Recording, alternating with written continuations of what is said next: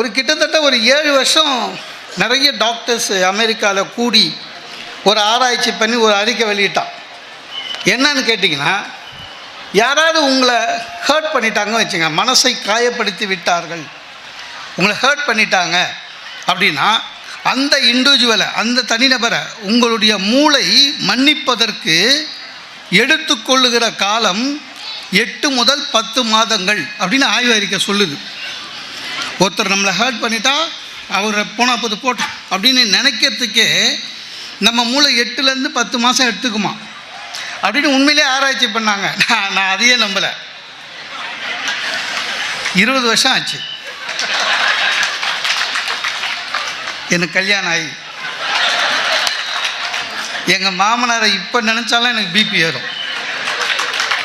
அவன் தம் பொண்ணு எப்படின்னு தெரிஞ்சோ கல்யாணம் பண்ணி கொடுத்துருக்காரு பாருங்க.